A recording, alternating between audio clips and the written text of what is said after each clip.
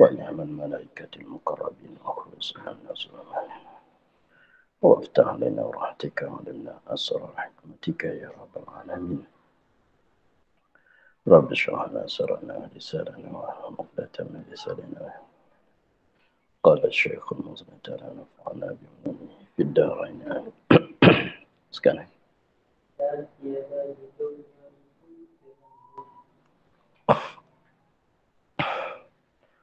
Dan tiada hidupnya itu dengan ruh, maka tiada harus i'tikad bahwasanya ada baginya ruh.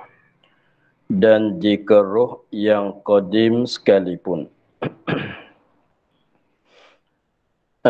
dan tiada hidupnya hidup Allah Ta'ala itu dengan ruh. Jadi sifat yang ke-10 ialah sifat hayat, yang mana sifat hayat itu ialah satu jenis sifat yang ada pada zat Allah Ta'ala yang qadim, lagi pulanya yang mengesahkan bagi bersifat dengan segala sifat-sifat ma'ani yang lain daripadanya. Maka wajib di atas kita mukallaf beriktikad bahwasanya Allah Ta'ala Tuhan kita itu hidup dengan sifat hidup, dengan sifat pehidup. Tetapi dia katanya dan tiada hidupnya hidup Allah Ta'ala itu dengan ruh. Hidup Allah bukan hidup dengan ruh, bukan. Hanya hidup dia tu ialah hidup dengan sifat pehidup. Maka tafriq dianya, maka tiada harus i'tikad, tiada harus tiada harus atas tiap-tiap mukallaf i'tikad, yakni beriktikad bahwasanya Allah Ta'ala ada baginya, bagi Allah ruh. Jadi tak seperti kita makhluk inilah. Kita makhluk ini hidup, memang hidup, tetapi hidup tu melalui ruh. Sekiranya kalau tidak ada ruh kat jasad manusia, maka tidak adalah sifat hidup. Jadi hidup, satu sifat hidup kita manusia, hidup tu adalah satu sifat.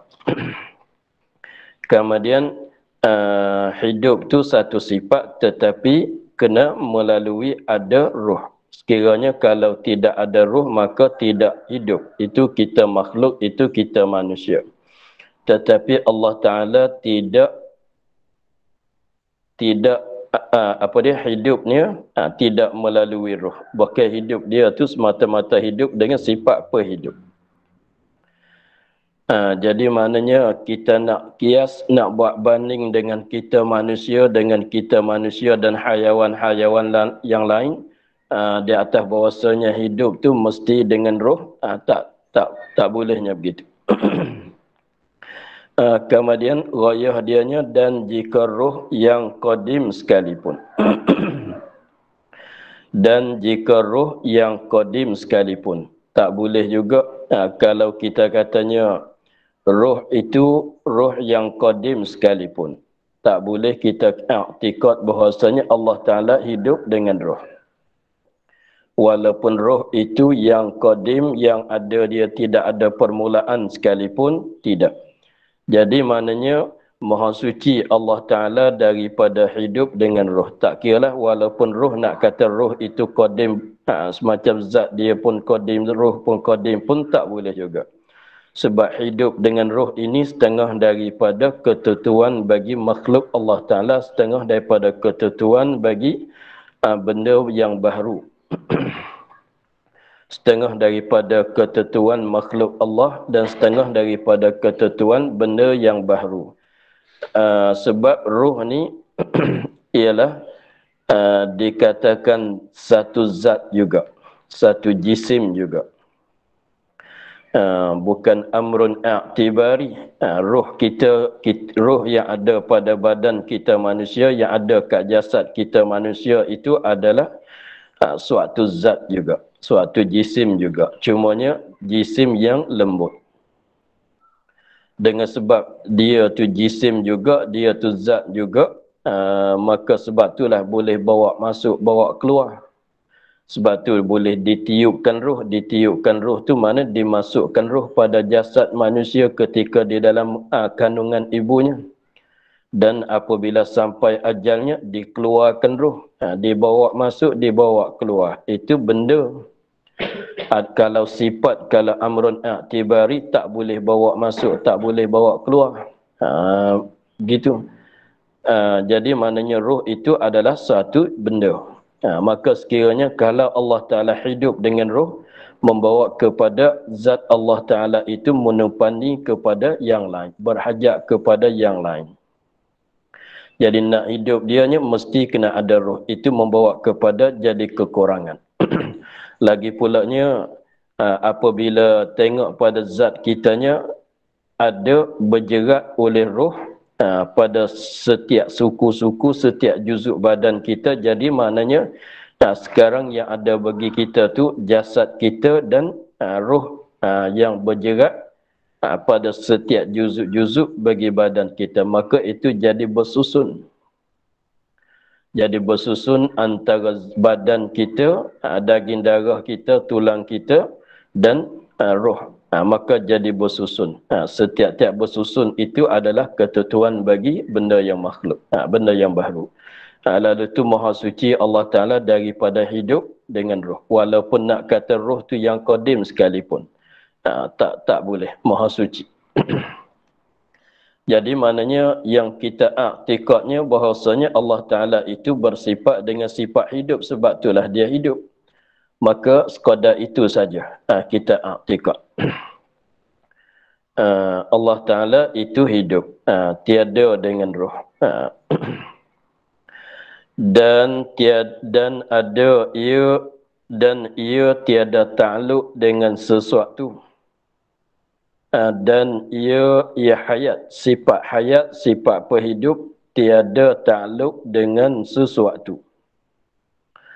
Tiada takluk dengan sesuatu, maknanya tidak bertakluk oleh sifat hayat dengan mana-mana perkara sekalipun. Dengan mana-mana perkara sekalipun tidak bertakluk. Apa maksud katanya tidak bertakluk oleh sifat hayat? Jadi kita ulang balik masalah takluk, dan masalah sifat. Jadi setiap-tiap sifat itu mesti kena menupani pada zat. Setiap-tiap sifat mesti kena menupani pada zat, dengan maknanya sifat tak boleh ada dengan secara sendirinya. Mesti nak ada dianya, nak sungguh dia tu mesti kena menupani pada zat. Di situ. Kemudian setengah daripada sifat-sifat ma'ani Allah Ta'ala itu bertakluk. Lain daripada sifat hayat, segala sifat ma'ani, segala sifat-sifat ma'ani bagi Allah Ta'ala lain daripada sifat hayat, ada bertakluk. Kemudian apa ia takluk? Takluk sebagaimana dah maklum bahawasanya ialah tutut oleh sifat akan kejaan yang suku sakat yang lain daripada tutut berdirinya dengan zat. Jadi maknanya sifat dia lain daripada sifat hayat, dia ada dua tututan. Sifat lain daripada sifat ma'ani. Kita ambil sifat ma'ani, senang nak cakap. Kalau sifat ma'ani yang lain daripada sifat hayat, dia ada dua tututan. Kalau sifat hayat, dia ada satu tututan saja. Ada satu tututan saja. Tengok, kalau yang lain, sifat-sifat ma'ani yang lain daripada sifat hayat, seperti ilmu, artinya seperti kudrat masa. Jadi Kudrat.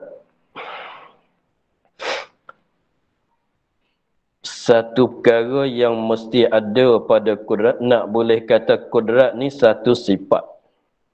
Nak boleh katanya kudrat ni ada ialah satu sifat. Satunya, ia kena ada dua tuntutan. Satunya kena menumpani pada zat. Jadi untuk nak mudah cakapnya, zat sifat tutut untuk nak menumpani pada zat. Sebab apa? Kalau tidak menumpani pada zat, tak dikira kata sifat. Sebab benda ni dia ada dua. Benda tu ada dua. Ada kalanya ada dengan secara sendiri. Tidak menumpani kepada yang lain. Itu dikatakan zat. Baru qadim tu kita kira lain pula lah. Jadi semata-mata benda tu tak kira baru ke, benda itu tak kira qadim ke, benda itu sekiranya dia ada dengan secara sendiri, tidak menumpani kepada yang lain, itu kita panggil kata zat. Kemudian satu benda lagi pulanya ialah nak ada dia, nak sungguh dia tu mesti kena menumpani kepada zat. Maka kena menumpani pada zat itulah kita katanya setiap-tiap sifat berhajat kepada zat.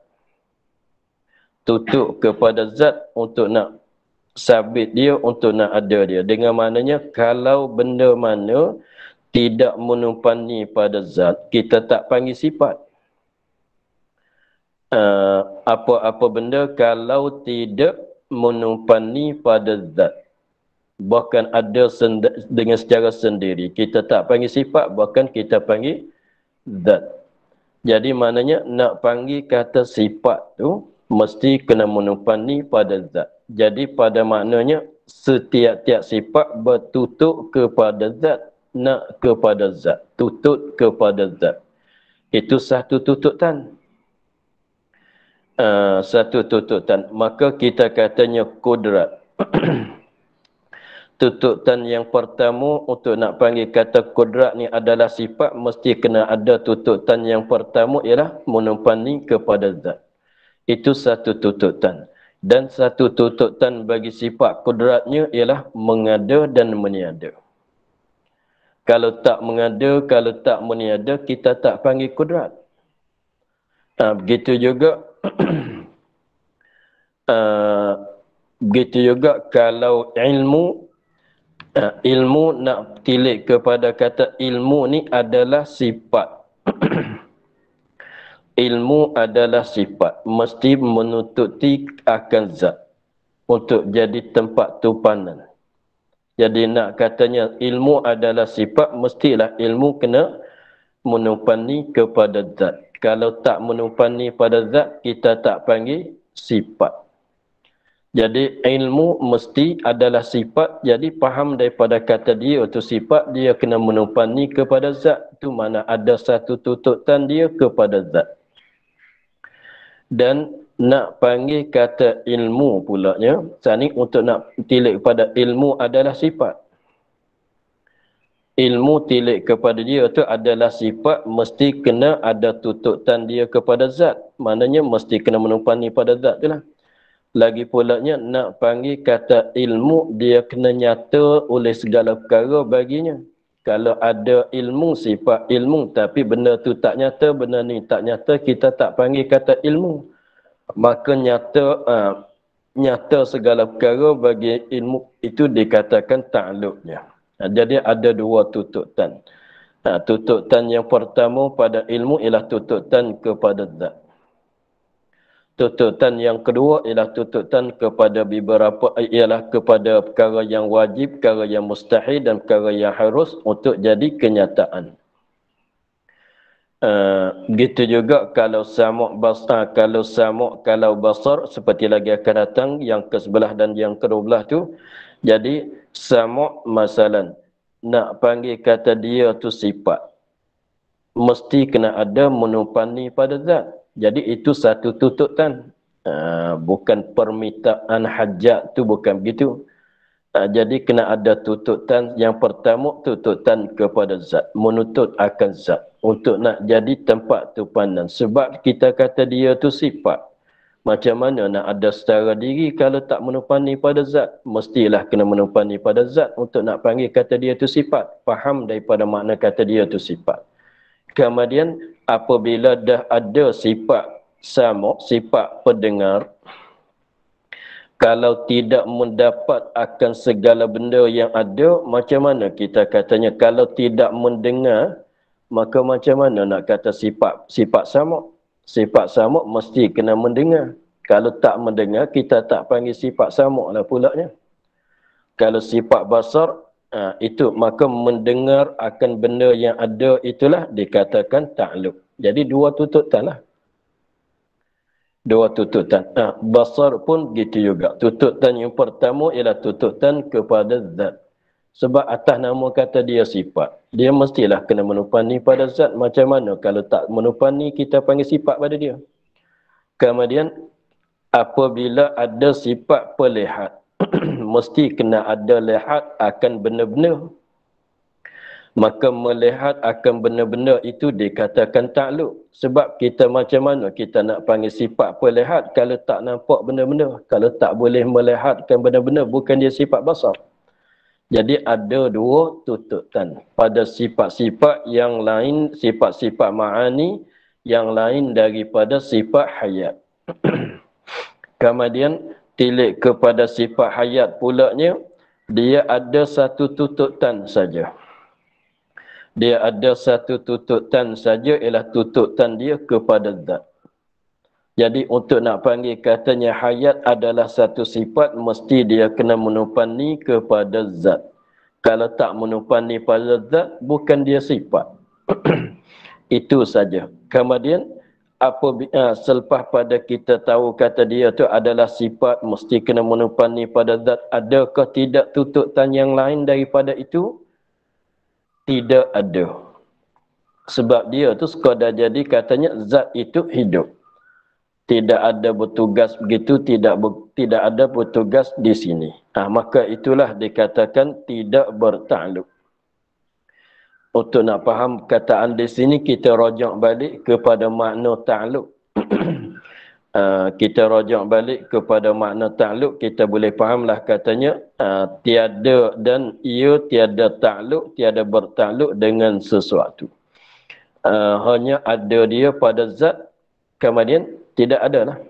Tidak ada tuntutan lain daripada tuntutan dia kepada zat. Jadi maknanya sifat-sifat ma'ani yang lain daripada sifat hayat ada dua tuntutan. Satunya tuntutan kepada zat dan tuntutan yang satu lagi pula. Tuntutan yang satu lagi pula itulah dikatakan ta'alluq. Adapun sifat hayat ada satu tuntutan saja, ialah tuntutan ia kepada zat. Yang lain lagi tidak ada.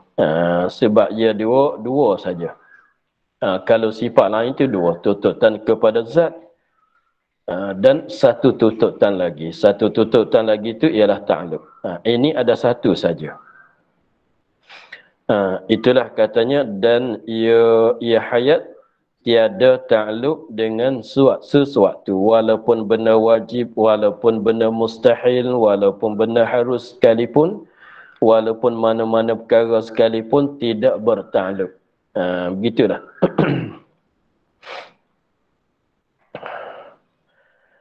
Dan mustahil lawannya, dan mustahil lawannya, yakni dan lawannya mustahil. Dan lawannya, lawan sifat hidup, lawan sifat hayat, adalah mustahil. Lawan bagi hidup, lawan bagi hidup, lawan bagi hayat adalah perkara yang mustahil. Mana setengah daripada perkara yang tak sungguh. Yang tak terima ada, yang tak terima sungguh. Gitulah. Bukan benda ada, bukan benda sungguh. Lawan bagi sifat hayat tu bukan benda ada, bukan benda sungguh. Tak ada lagi, artinya tak sungguh. Apa dia lawan dia? Iaitu lawannya mati. Mati ni adalah perkara yang mustahil. Perkara yang mustahil, benda ini, perkara ini kalau kita suluhan dengan akal kita, kita fikir dengan akal kita, maka tidak tasawur, tidak terima oleh akal akan adanya atau akan sungguhnya. Gitu. Akal kita tak terima kata sungguh Allah mati, artinya ada sifat mati itu, maka tak diterima oleh akal. Kemudian mati itu apa dia? Mati itu apa dia? Kalau kita tengok kepada satu huraiannya, dia kata mati itu ialah ketiadaan hidup. Ketiadaan hidup maknanya tak hidup tu lah. Ketiadaan hidup bagi benda yang sepatutnya hidup. Jenis benda yang sepatut, jenis benda yang jenis hidup. Sebab tu kalau pokok tu tak boleh kita kata hidup, tak boleh kita kata mati. Jenis batu, jenis apa tu, tak boleh kita kata hidup, tak boleh kita kata mati. Jenis pokok-pokok, tapi bahasa Melayu kitanya pokok kalau hijau tu hidup. Kalau jadi kering tu dia mati, kita panggil mati. Tapi kalau tilik pada bahasa Arab tak boleh kata hayat pada pokok. Walaupun dia masih hijau, masih berbuah sekalipun. Kalau tilik pada bahasa Arab tu, tak boleh kalau pokok yang kering jatuh, kering daun dia, maka tak boleh kita kata mati. Mati dengan mana maut. Hayat, hidup dengan mana, dengan bahasa Arab kata hayat tu, tak boleh kata pokok. Dan juga jenis-jenis batu, setengah-setengah batu tu orang tua katanya batu ini hidup sebab dia tu jadi lama-lama kelamaan dia jadi besar. Tak besar pun setengah-setengah batu tu dulu tak berkelit, sekarang jadi bertambah berkelit, bersinar. Maka orang tua katanya batu ini hidup. Kalau batu yang kita guna masuk yang bacuh semin itu batu mati sebab dia tak jadi berkelit, tak jadi besar. Itu bahasa kita bercakap saja. Jadi maknanya hidup ialah suatu benda kalau hidup maknanya bersifat dengan sifat hidup. Maka benda yang kelakuannya bersifat dengan sifat hidup, apabila hilang sifat hidup telah dikatakan mati. Jadi kehilangan sifat hidup telah dikatakan mati, maka di pokok tu dia tidak ada sifat hidup, sifat perhidup dengan makna hayat tu tidak ada, walaupun bahasa Melayu kita panggil hidup, tapi bahasa Arab dia tak panggil hidup kalau pokok. Dia panggil yabis. Pokok kalau hidup bahasa kita panggil hidup, tapi bahasa Arab tak panggil hayat, dia panggil yabis, mana yang basah. Dia panggil yang hijau, yang basah. Kalau mati dia panggil yabis, tu. Yang kering. Pokok basah, pokok kering. Kita pokok hidup, pokok mati. Bahasa Arab dia panggil basah, kering. Gitu ya. Sebab hayat-hayat ni mana benda yang ada sifat perhidup. Maka di pokok tidak ada sifat perhidup. Begitu. Jadi maknanya mati ni apa dia? Kehilangan sifat hidup. Tidak ada sifat hidup daripada benda yang jenis hidup. Tak ada sifat hidup, tidak ada sifat perhidup daripada benda yang jenis hidup. Tengok, kita manusia hidup, kehilangan sifat hidup. Itulah mati. Adapun di batu tu nak kata mati tak boleh, sebab apa? Sebab dia tak ada sifat hidup di awal. Bukan jenis benda bersifat dengan sifat hidup. Bukan jenis benda yang bersifat dengan sifat hidup. Sebab tu kita tak boleh katanya ilmu bukan jenis benda yang bersifat dengan sifat hidup. Ilmu sifat ni lah. Sifat ilmu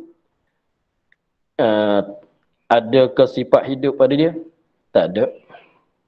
Maka tak boleh kata ilmu yang mati. Tak boleh kata begitu sebab dia tak boleh.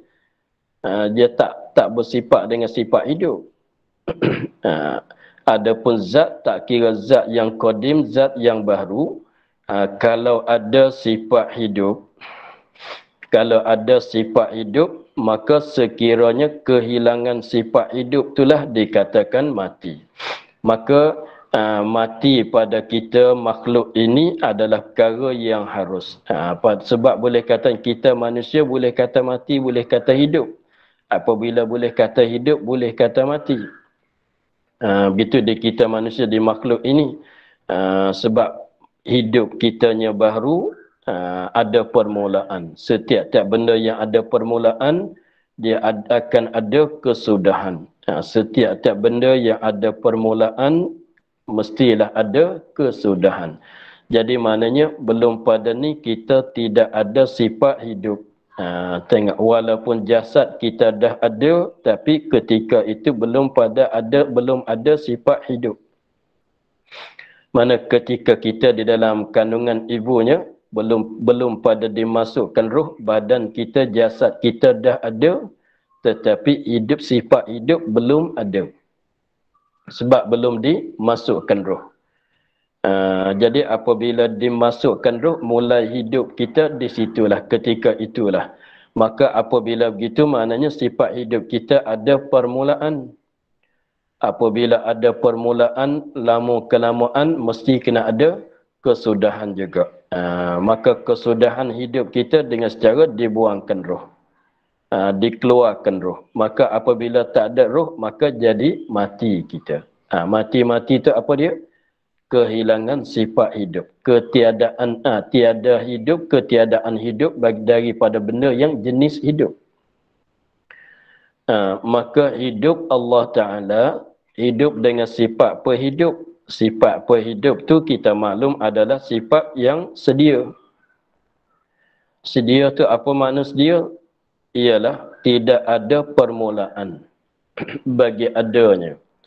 Tidak ada permulaan bagi adanya. Kalau begitu, setiap-tiap benda yang tidak ada permulaan bagi adanya, tentu sama sekali tidak ada kesudahan bagi adanya. Setiap benda yang ada permulaan, mesti kena ada kesudahan. Setiap benda yang tak ada permulaan, tidak ada permulaan, mesti tidak ada kesudahan. Maka sifat hidup Allah Ta'ala dengan sebab kata dia tu sedia, maka tentu sifat hidup Allah Ta'ala tidak ada kesudahan. Maka apabila tidak ada kesudahan, tidak adalah mati. Sebab mati-mati itu apa mana? Kehilangan sifat hidup. Apabila habis hidup, disambung oleh mati. Apabila habis hidup, disambung oleh mati. Macam kita puasa, apabila mulai makan, apabila masuk waktu maghrib, kita mulai makan, di situlah jadi berhenti putus puasa kita. Jadi selama mana kita tak makan, tak minum dalam puasa lah. Dalam puasa. Puasa tu apabila kita sengaja makan, sengaja minum, jadi putus puasa, jadi masuk dalam tak puasa pula. Begitulah. Jadi sifat hidup kita manusia ni daripada tak ada kepada ada, kemudian jadi tak ada pula. Maka apabila daripada hidup habis sifat hidup, maka jadi mati. Begitu. Maka di sisi Allah Ta'ala kenapa nak jadi mati dia? Sebab hidup dia sifat yang sedia, yang ada dia tidak ada permulaan. Setiap-tiap perkara yang tidak ada permulaan, maka tidak ada juga kesudahan. Jadi hidup dianya berterusan. Maka tidak jadi kehilangan. Maka tak jadi kehilangan, maknanya tak menjumpa dengan mati sama sekali. Begitu dah. Tapi setengah tu dia katanya mati-mati ni ialah satu sifat yang melawani dengan sifat perhidup. Maknanya selama mana bersifat dengan sifat perhidup, tak bersifat dengan sifat mati.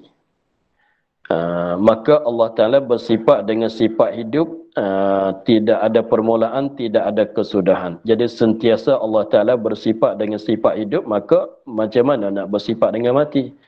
Sebab mati adalah satu sifat, hayat adalah satu sifat. Dua benda ini jadi berlawanan. Ada hidup, tak ada mati. Ada mati, tak ada hidup. Itu dua huraian. Mati dengan mana kehilangan sifat hidup daripada benda yang jenis hidup, pesen hidup. Mati dengan makna sifat.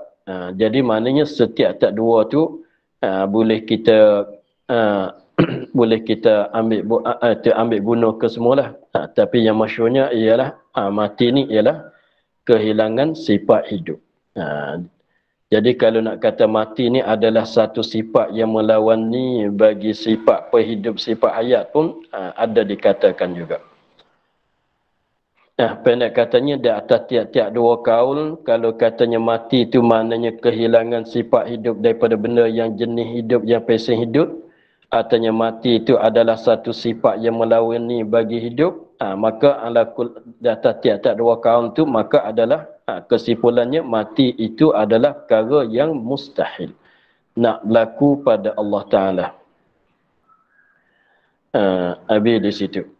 Jadi maknanya kita kena i'tikad begitulah, tak terima sama sekali katanya Allah Ta'ala akan mati pada suatu hari, lagi akan datang, tak terima pada akal.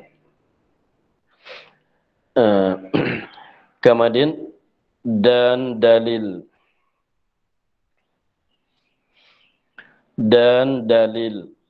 hayat Allah Ta'ala ini dalil bagi sungguh bersifat Allah Ta'ala dengan sifat perhidup, dan juga dalil bagi mustahil bersifat Allah Ta'ala dengan lawan bagi perhidup, ialah mati. Jadi dalil ini melengkapi dua perkara, dalil bagi wajib hidup dan dalil bagi mustahil mati.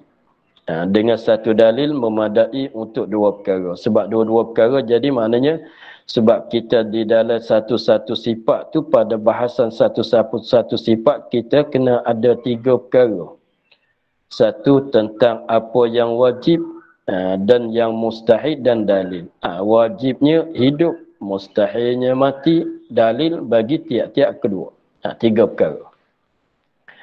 Kena tahu kata hidup, kena tahu kata Allah itu bersifat dengan hidup, kena tahu juga kata mustahil bersifat dengan mati. Dan dalil bagi wajib hidup dan dalil bagi mustahil mati. Maka dalil ni memadai untuk dua perkara.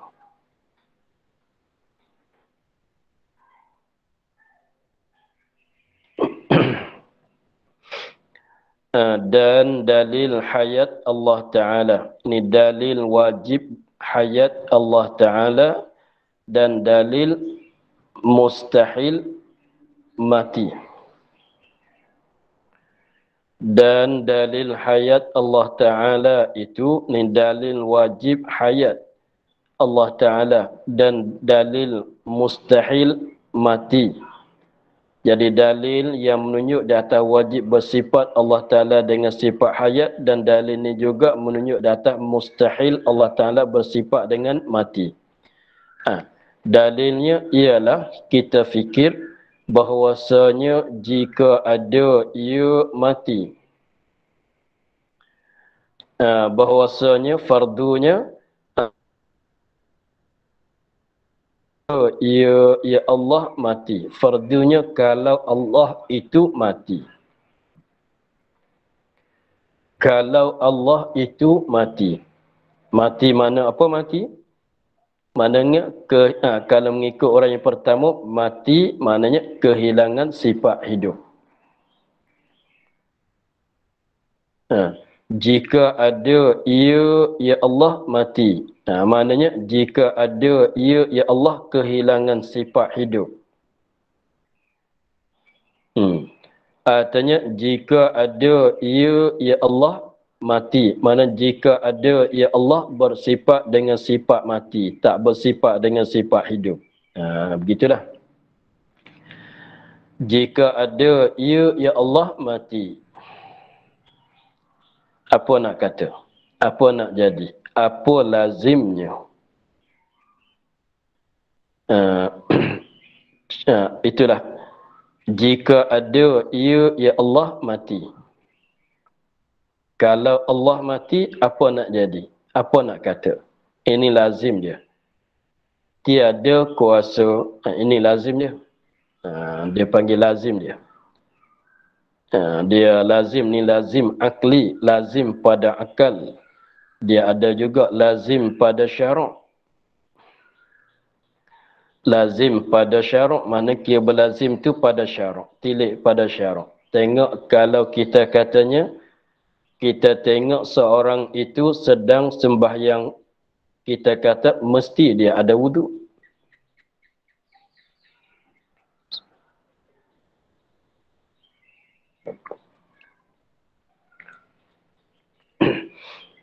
Lazim pada syarak, mana kita tilik kepada makna pada syarak, kita reti kata ada berlazim.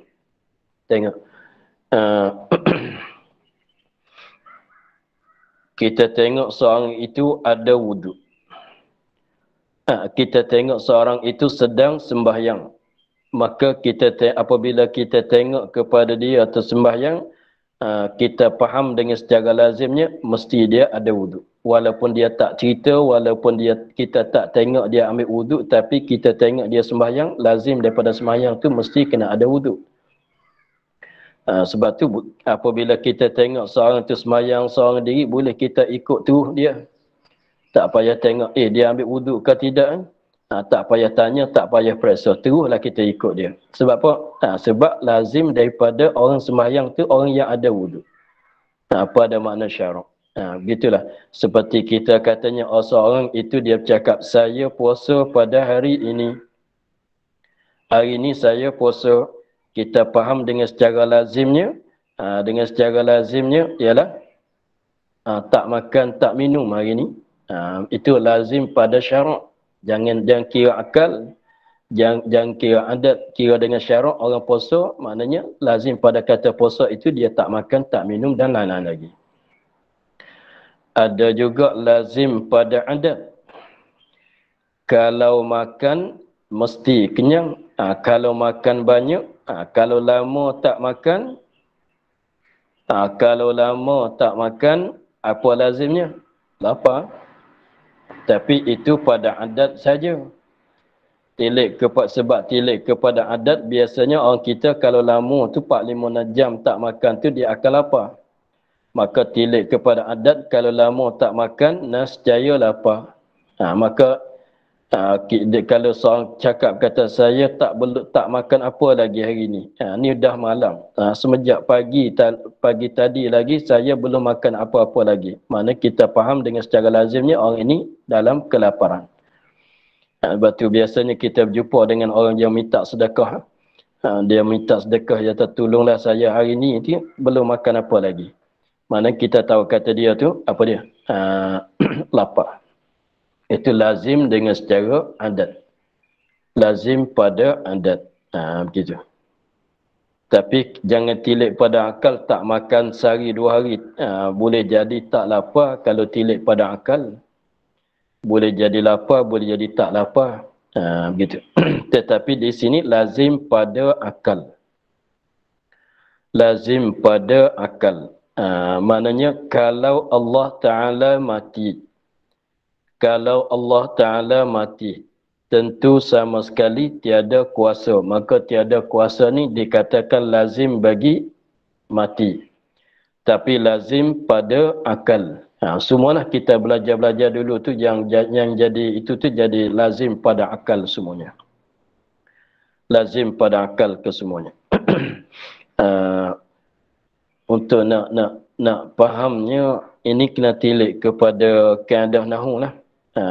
Sebab kita selalunya begitu, sebabnya jika ada itu dikatakan jumlah syarat. Tiada kuasa itu dikatakan jawab syarat.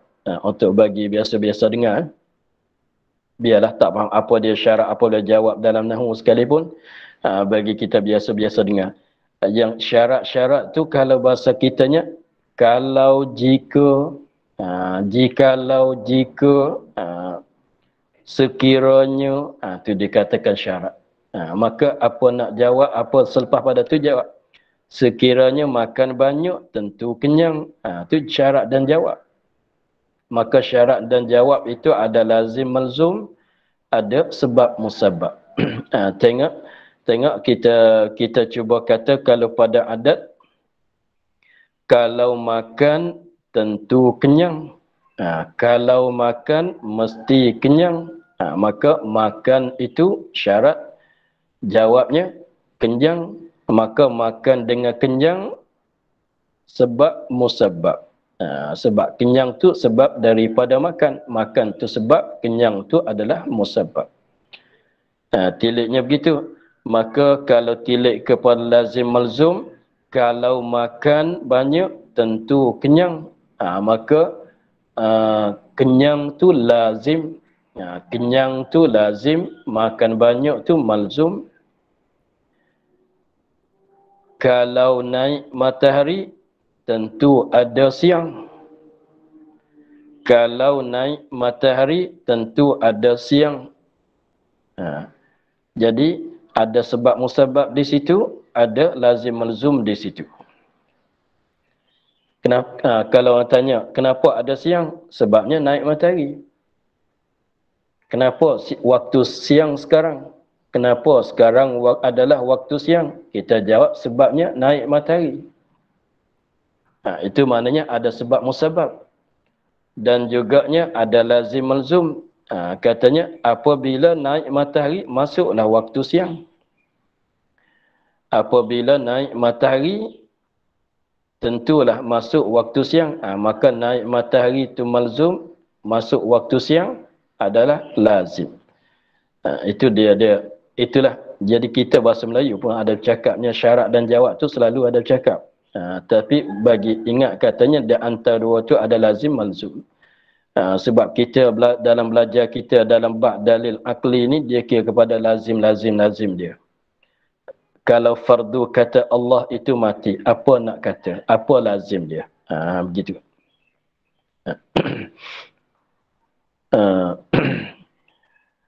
Jadi perlulah kita kena faham katanya syarat dan jawab. Kalau dalam kaedah nahwunya panggil syarat dan jawab. Contohnya tadi, kalau mandi mesti basah. Kalau mandi mesti basah. Kalau tak mandi tak basah. Kalau mandi mesti basah badan.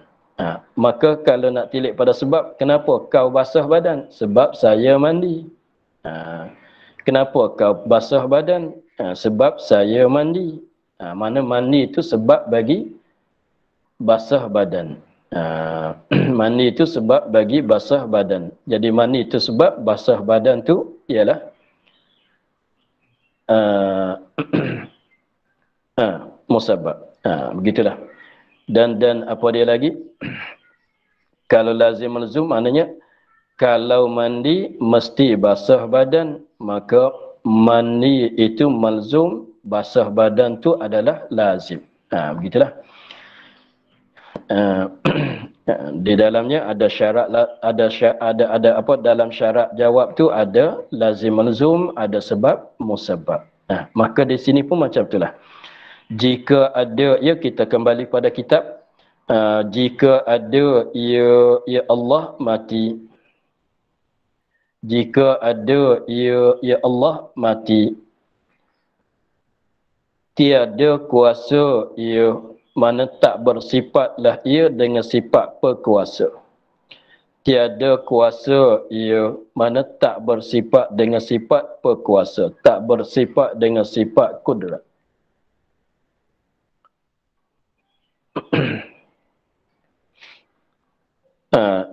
Tengok. Maka di sini sebab dia kenapa katanya kalau dia mati itu dia tak berkuasa?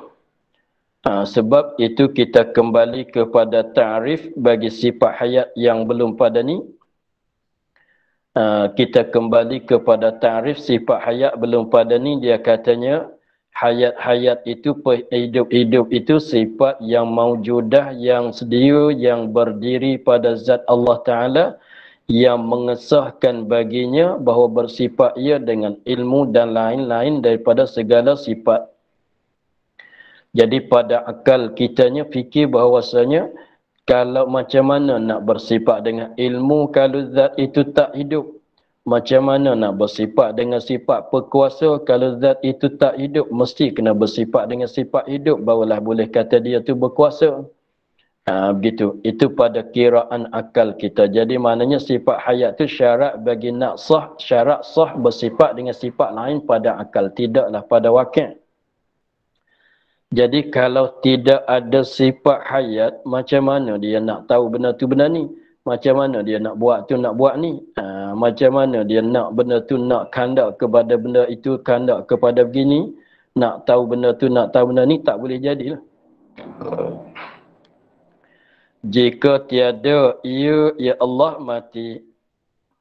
Jawab dianya, lazim dianya, tiada kuasa ia. Memanglah. Nak kuasa, mesti bersifat dengan sifat perkuasa. Nak bersifat dengan sifat kuasa, sifat kudrat, tak boleh kalau tidak ada perhidup. Macam mana suatu zat kuasa nak buat tu nak buat ni, tetapi dia mati. Sebab tu kita tengok pada kita macam mana. Sebab kalau jenazah orang matinya, jenazah tu kita sendiri, kita orang hidup ni kena apa dia? Kena memandi kepada dia, kena kapan kepada dia, kena usung dia, bawa dia kepada kubur, kena tanam dia, kena simpan dia, kena apa dia lagi, kena semayang. Dia tak boleh nak buat apa. Kenapa? Sebab dia adalah orang mati. Begitulah. Tiada kuasa dan tiada mengkandaki sifat iradat. Dan tiada mengkandaki, tiada bersifat ia dengan sifat iradat. Dan tiada mengetahui, yakni tiada bersifat ia dengan sifat pengetahuan. Kalau tak tahu, macam mana dia nak kandak? Kalau tak kandak, macam mana dia nak buat? Dengan sifat kuasanya. Dan iaitu, ni tepat jadi lazim ni. Tepat jadi lazim artinya jawab ni. Dan iaitu mana? Tiada kuasa, tiada mengkandaki, tiada mengetahui. Mustahil. Dan iaitu tiada tiada kuasa, tiada mengkandaki, tiada mengetahui, mustahil. Kenapa kata mustahil? Kerana telah sabit demikian itu kuasa, mengetahui, mengkandaki dan mengetahui. Kerana telah sabit, telah kejap, telah tetap demikian itu kuasa, mengkandaki dan mengetahui. Dengan beberapa sabit-sabit, dengan beberapa dalil yang telah terdahulu. Jadi macam mana pula nak kata Tuhan tak kuasa, padahal dalil yang menunjuk atas kuasa tu dah ada. Macam mana pula nak kata Allah Ta'ala tidak mengkandaki, padahal dalil yang menunjuk, padahal kita dah tetap katanya Allah Ta'ala mengkandaki kepada perkara-perkara. Dan macam mana pula nak kata Allah tak tahu. Begitu. Sebab dalil kesemuanya, dalil menunjuk katanya kuasa dah tetap. Mengkandaki dah tetap dengan dalil. Mengetahui dah tetap dengan dalil. Maka dengan sebab itulah dia kata, maka sabitlah hayat Allah Ta'ala. Maka sabitlah, tetaplah, kejaplah hayat Allah Ta'ala, hidup Allah Ta'ala. Sebab kalau tak ada hayat, macam mana nak ada ilmu, macam mana nak ada kudrat, macam mana nak ada iradat dan lain-lain lagi. Kalau ada ilmu, mestilah kena ada hayat. Kalau ada kudrat, mesti kena ada hayat. Kalau ada iradat, mesti kena ada hayat. Sebab hayat-hayat ini sebagai sifat yang mengesahkan pada kiraan akal bagi zat bersifat dengan sifat ilmu. Kalau tak ada hayat, tak ada ilmu. Tapi kita dah kejap kata Allah ada ilmu. Maka tentulah Allah ada hayat. Kita dah kejap dengan dalil-dalilnya Allah Ta'ala ada kandak. Kalau begitu tak ada kandak. Kalau tak ada hayat, tak ada kandak. Kalau tak ada hayat, tak ada kandak. Kalau begitu kandak ada, memanglah hayat ada. Begitu. Kalau nak ada kudrat, mesti kena ada hayat. Pada kiraan akal, nak ada kudrat, mesti kena ada hayat. Kalau apa dia? Nak ada kudrat, mesti kena ada hayat. Kalau tak ada hayat, tak ada kudrat. Kalau tak ada kudrat, tak boleh nak buat langit bumi, tak boleh nak buat makhluk ini, maka makhluk ini dah ada. Menunjuk kata Allah dah kuasa, Allah kuasa. Bersifat dengan sifat kudrat. Tetapi sifat kudrat kalau tak ada hayat, tak boleh ada. Kalau gitu wajib juga Allah Ta'ala bersifat dengan sifat hayat. Begitu. Jadi macam ni lah. Kita katanya sah sembahyang tu sebab ada wudu. Setengah daripada syarat dia. Sah sembahyang tu maknanya sebab ada wudu.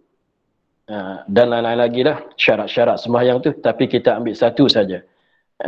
Daripada setengah pada syarat bagi nak sah sembahyang tu berwuduk. Kalau kita katanya orang tu bercakap kata saya dah selesai sembahyang zuhur, maknanya apa dia? Dia ada wuduk. Belum pada ni dia ada wuduk. Belum pada ni dia ada wuduk. Tetapi kalau katanya boleh jadi saya dah sembahyang zuhur tapi belum pada ni tak ada wuduk, tak boleh jadilah begitu.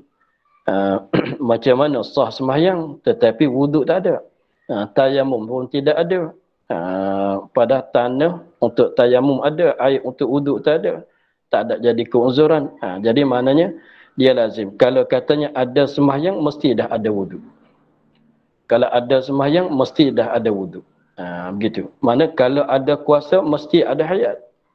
Kalau ada ilmu mesti ada hayat. Kalau ada kudrat mesti ada ada hayat. Kalau ada iradat pun mesti ada hayat. Kalau ada ilmu mesti kena ada hayat. Kalau ada sama' basar kalam pun mesti kena ada hayat. Mesti katanya saya dah sembahyang, maknanya saya kita tengok orang tadi tu dia sedang sembahyang. Kita tahu kata dia tu ada wuduk. Ada sembahyang mesti kena ada wuduk. Begitu. Dan apabila sabit hayatnya, hayat Allah, mustahil matinya. Memanglah hayat dengan mati adalah dua benda yang mustahil. Kalau tetap kata hayat, mati taklah. Sebab tak boleh beri pun dua-dua perkara ini. Hayat dan mati tak boleh beri pun. Tetap kata hayat, mati bukan sama sekali. Begitulah. Itu cara kita berdalil bagi sifat hayat. Kemudian katanya ke-9 sama', ke-11 sama'. Wallahu a'lam, alhamdulillah rabbil alamin. A'udzubillahi minasyaitonir rajim. Bismillahirrahmanirrahim. Alhamdulillah rabbil alamin. Wassalatu wassalamu ala asyrafil anbiya'i wal mursalin wa ala alihi wa sahbihi ajma'in. Allahumma iftah lana futahal 'arifin wa nawwir qulubana min nurikal karim. واجعل عملنا خالصة لوجهك الكريم. اللهم إنا نستودعك ما قرأناه وما حفظناه وما سمعناه فردد علينا وافتح يدينا. سبحان ربك رب العزة عما يصفون وسلام